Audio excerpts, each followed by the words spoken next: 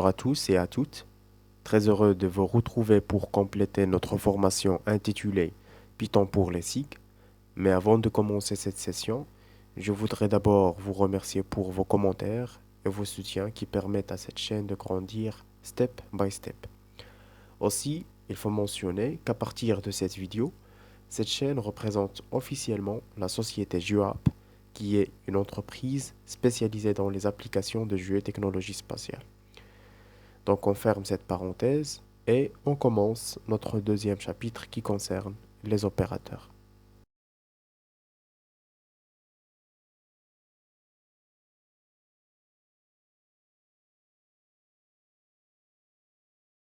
Nous avons donc déjà fait une introduction générale sur ce langage, ainsi que le premier chapitre sur les variables. Et maintenant, nous passons au deuxième chapitre dans lequel nous allons traiter les opérateurs. Donc par définition, un opérateur est un symbole qui a une signification spécifique. Il existe plusieurs types d'opérateurs en Python.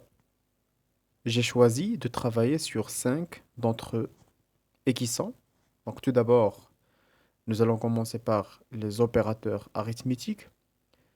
Ces derniers signifient d'utiliser Python comme si c'était une calculatrice en utilisant les symboles de soustraction, d'addition, de multiplication, de division, la puissance, division plancher ou bien floor division pour obtenir un entier naturel et le module percent pour extraire le reste de la division. Donc comme d'habitude, chaque point est accompagné de son exercice. Donc nous passerons au premier exercice. Prenons exemple. Donc 3 plus 10. Cliquez sur Entrée. Il va donner 13. Un autre exemple. 15 moins 3. C'est comme une calculatrice. Tout simplement, il va donner 12.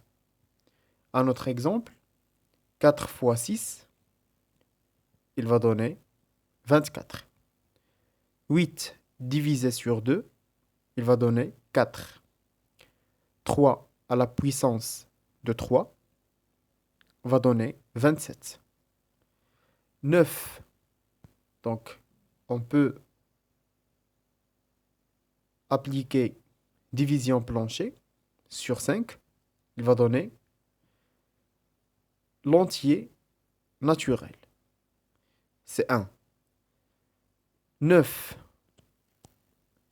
avec le module percent 5, il va donner 4, qui est le reste de la division. Deuxième type d'opérateurs sont les opérateurs de comparaison qui proposent des symboles qui permettent la comparaison entre deux variables. Et sont, on a double égal qui permet de poser la question, cette variable a-t-elle vraiment cette valeur? On a le symbole inférieur, on a le symbole inférieur ou égal, on a le symbole supérieur, on a le symbole supérieur ou égal, on a le symbole égal avec point d'exclamation, ça veut dire non égal. Donc voilà, donc généralement, donc c'est les symboles qui existent pour ce type d'opérateur. Et on passe à l'exercice numéro 2. Prenons par exemple deux variables, x est égal à 6 et y est égal à 4.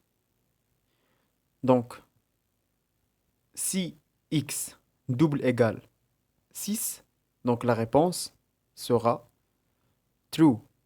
Ça veut dire que c'est vrai. On a posé la question, est-ce que la, euh, la variable x a une valeur de 6? Et on sait très bien que x est égal à 6. Donc, la réponse, c'est true. Y double égale 5, false. Un autre exemple, Donc x inférieur à y, la réponse false. X inférieur ou égal à y, false, etc. Donc je m'arrête là.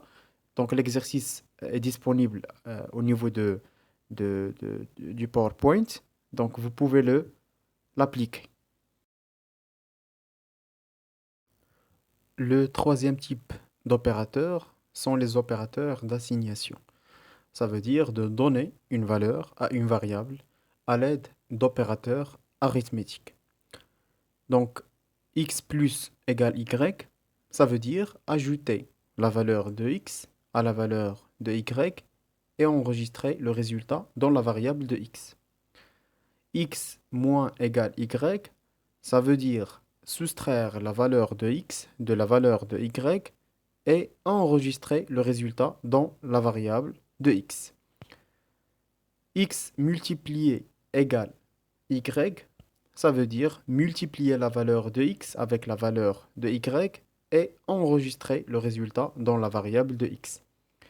X puissance égale y, ça veut dire ajouter la puissance de la valeur de x à la valeur de y et enregistrer le résultat dans la variable de x.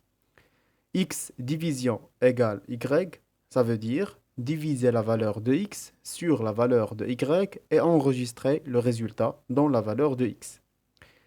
X floor division égale y, ça veut dire diviser la valeur de x sur la valeur de y et enregistrer le nombre naturel dans la variable de x. X module pourcentage est égal à y, ça veut dire diviser la valeur de x sur la valeur de y et enregistrer le reste dans la variable de x.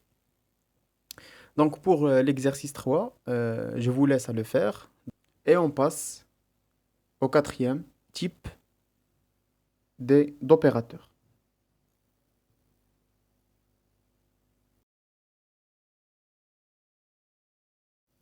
Le quatrième type d'opérateur, c'est booléen. Donc ils permettent de tester plusieurs conditions en même temps. Les deux opérateurs les plus couramment utilisés sont, donc on a OR, répondre à une seule condition parmi les conditions définies. On a AND, ça veut dire répondre à toutes les conditions définies. Et on a NOT. C'est un opérateur logique de négation qui inverse le résultat d'une condition. Donc nous allons appliquer l'exercice numéro 4. Donc pour l'exercice numéro 4, imaginez comme quoi c'est Facebook. D'accord? Donc essayez tout d'abord à créer un nouveau fichier, new file, et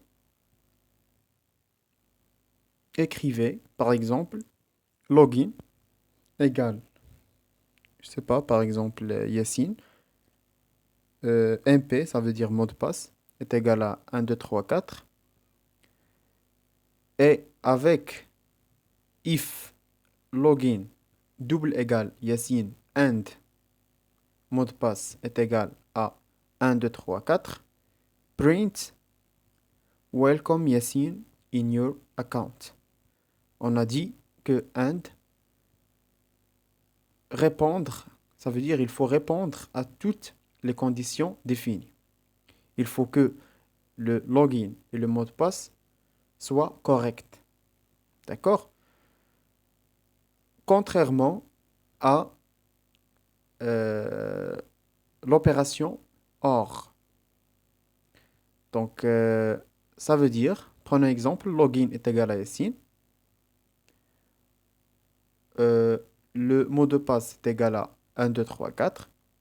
If login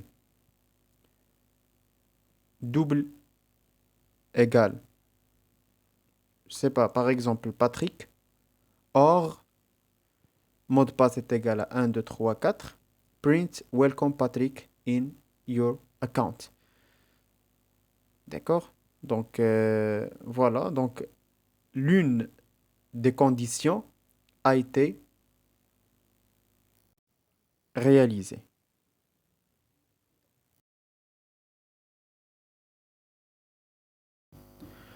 Passons maintenant à le dernier type d'opérateurs, sont les opérateurs de commentaires. Donc dans un script, tout ce qui suit le caractère dièse est ignoré par Python jusqu'à la fin de la ligne et est considéré comme un commentaire. Les commentaires doivent expliquer votre code dans un langage humain. Donc l'exercice numéro 5, donc, c'est très simple. Donc vous pouvez l'appliquer chez vous. Et voilà, donc je m'arrête là. Donc voilà, donc on a traité le deuxième chapitre qui a concerné les opérateurs. Je sais très bien que jusqu'à maintenant, les choses sont très simples, sont très claires, mais il est très important de le savoir. Parce que on commence avec la base pour ensuite ne trouver pas beaucoup de difficultés. Donc merci pour votre attention et à la prochaine vidéo.